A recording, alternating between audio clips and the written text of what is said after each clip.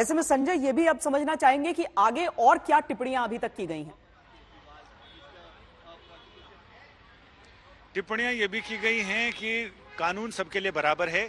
ऐसे में कोर्ट किसी सीएम के लिए अलग से कानून नहीं बना सकता है और अलग से उसकी कोई प्रिविलेज नहीं मिल सकता सीएम को।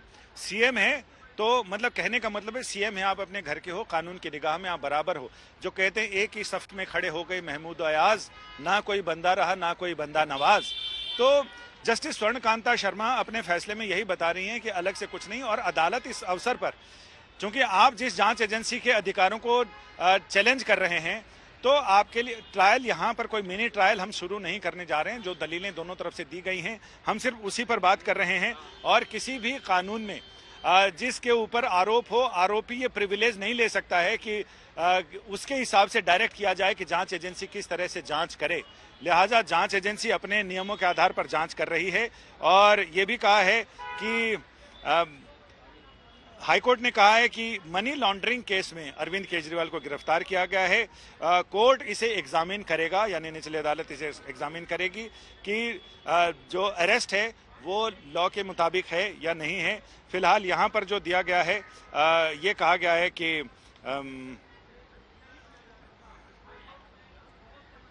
हाँ, ईडी ने यह भी कहा है कि जो अरेस्ट गिरफ्तारी हुई है वो तमाम सारी चीज़ों को अनाउंस करके, प्रोनाउंस करके, बता के, यानी अक्यूज के भी निगाह में लाया गया, उनके परिवार वालों को भी बताया गया।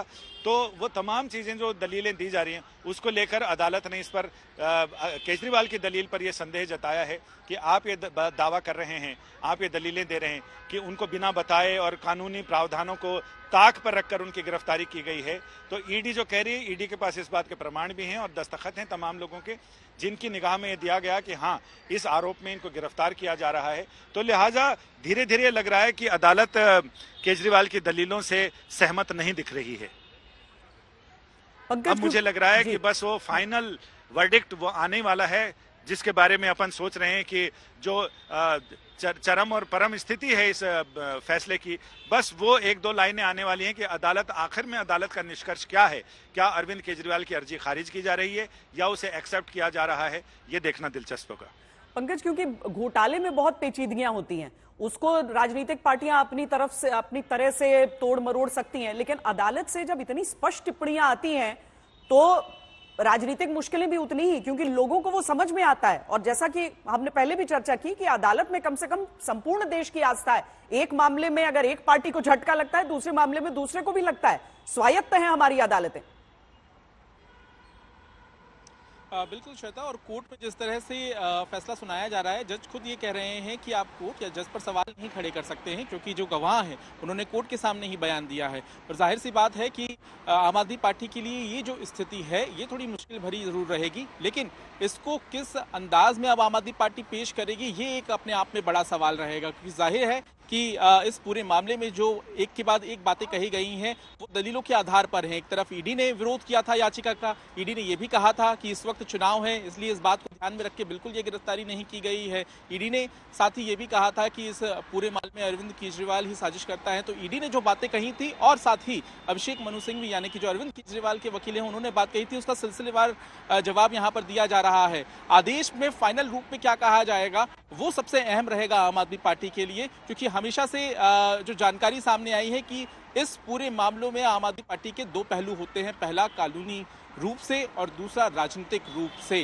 तो देखना होगा कि दोनों ही मामलों में आम आदमी पार्टी क्या रुख अपनाती है, क्योंकि यहाँ पे लोअर कोर्ट का जिक्र भी हो रहा है श्वेता। तो देखना होगा कि क्या अब दोबारा लोअर कोर्ट का रुख करना पड़ेगा, क्योंकि 15 अप्रैल तक अरविंद केजरीवाल न्यायिक हिरासत में हैं, क्योंकि 1 अप्रैल को उन्हें न्यायिक हिरासत में भेजा गया था। तो अब 9 तारीख हो चुकी है, 6 दिन बचे हैं, और देखना होगा कि अगला कदम क्या लोअर कोर्ट की तरफ से आम आदमी पार्टी उठाएगी या फिर सुप्रीम कोर्ट की तरफ से उठाएगी। अदालत की तरफ से बड़ी बातें अभी तक जो कही जा रही हैं, आदेश को पढ़कर सुनाया जा रहा है, उसमें बड़ी बातें ये हैं कि दस्तावेजों के अनुसार केजरीवाल शामिल साजिश में। लेकिन अभी बस कुछ समय में ये स्पष्ट हो जाएगा कि क्या गिरफ्तारी को सही या गलत कोर्ट की तरफ से माना जा रहा है। उसके बाद आगे बात होगी कि क्या कानूनी विकल्पों को आगे देखना है या फिर राजनीति आगे आपको ज्यादा दिखेगी। खैर, निर्णय जो भी हो संजय, यहां पर हम इतना समझ सकते हैं कि राजनीति तो भरपूर होगी, लेकिन आज जब ये पूरा मामला सामने आएगा, ऐसा नहीं है कि एक अकेले मामले के तौर पर आम आदमी पार्टी के और भी नेता गिरफ्त में हैं, और भी पार्टियों के नेता इस समय ईडी के गिरफ्त में हैं। ऐसे में सारे मामलों के साथ ये पूरा मामला भी जुड़ जाता है।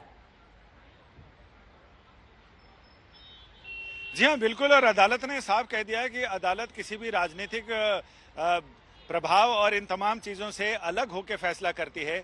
अदालत के फैसले कानून की बुनियाद पर होते हैं, ना कोई पॉलिटिकल दबाव, प्रभाव या किसी तरह के उसमें। तो उनका ये कहना है कि ये हमेशा, हम लॉ से बंधे हुए लोग हैं, तो अदालतें हमेशा कानून की रोशनी में फैसले लिखा करती हैं। इसलिए इसको ये ना कहा जाए, आप ये कह रहे हैं कि आपकी गिरफ्तारी तब हुई जब इलेक्शन अनाउंस हो गए थे, तो आप क्या ये कहना चाहते हैं कि आपको गिरफ्तार तब किया जाए जब इलेक्शन अनाउंस ना किया गया हो? तो ये तमाम सवाल उठाए गए हैं। और इसके बाद अब हमारी संवाददाता सृष्टि ओझा बता रही हैं कि पॉलिटिकल डायनामिक्स जो हैं उनको लेकर भी कोर्ट ने टिप्पणियां की हैं और ये कहा है कि कोर्ट प्रोसेस को, पॉलिटिकल डायनामिक्स से कोर्ट प्रोसेस को दबाव में नहीं लिया जाना चाहिए, उसका असर नहीं होना चाहिए। और ये केस है, ये सेंट्रल गवर्नमेंट और केजरीवाल के बीच का नहीं है, बल्कि केजरीवाल और ईडी के बीच का है। यानी कुल मिलाकर अदालत ने मान लिया है कि इसमें केंद्र सरकार को जबरदस्त घसीटने की जरूरत नहीं, ये ईडी जाने और केजरीवाल जाने, इन दोनों के बीच का मामला है, जिस पर इस मामले में गिरफ्तारी हुई है और अदालत इस मामले को सुन रही है। तो इनका ये भी कहना है कि कोर्ट हमेशा अनटच्ड रहती है पॉलिटिकल इंटरफेरेंस से, तो लिहाजा पॉलिटिकल इंटरफेरेंस की बात यहाँ ना की जाए तो बेहतर होगा।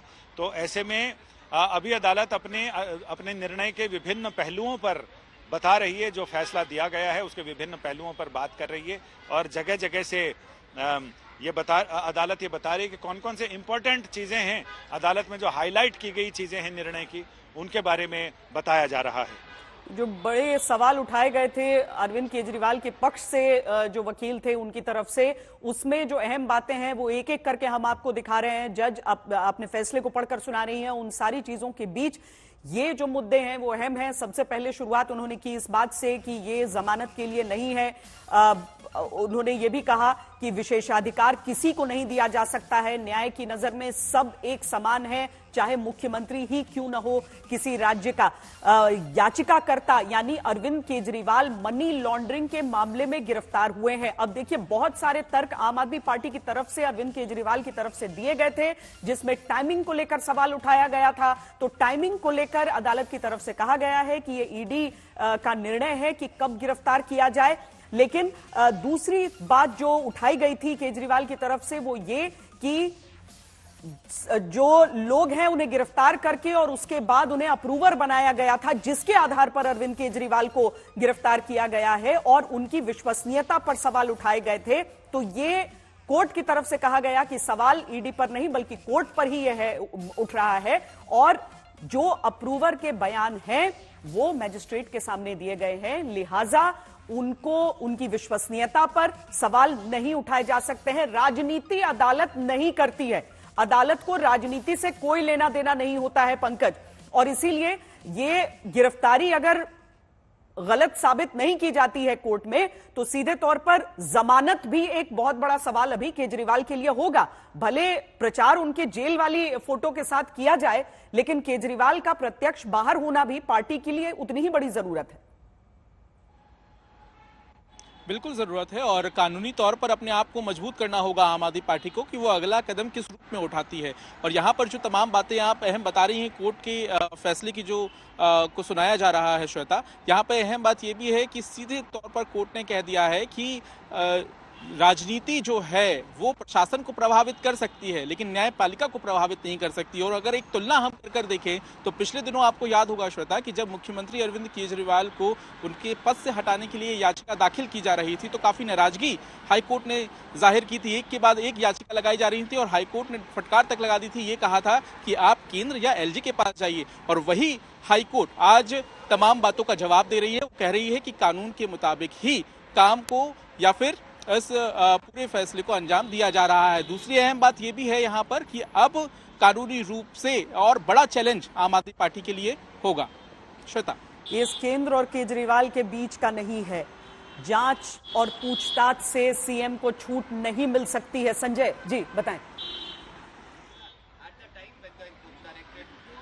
हाईकोर्ट ने जस्टिस स्वर्ण कांता शर्मा ने अपने फैसले में यह भी कहा है कि ईडी के पास काफी सबूत हैं कि इसमें हवाला के जरिए जो पैसा आया उसे कैश में लोगों को चुनाव में, गोवा चुनाव में बांटा गया, क्योंकि इनकी ही पार्टी के लोग, आम आदमी पार्टी के लोग जो वहां चुनाव लड़ रहे थे, जो कार्यकर्ता हैं, उन सारे लोगों ने इस बात की गवाही दी है, इस बात का सबूत दिया है कि उन्हें चुनाव में खर्च के लिए कैश में पैसा दिया गया, और वो कैश में पैसा दिया गया जो इस बात की गवाही देता है कि ईडी ने जो सबूत जुटाए हैं उनमें दम है। और इसके साथ ही केजरीवाल की अर्जी डिसमिस कर दी गई है, ये बड़ी खबर आ रही है।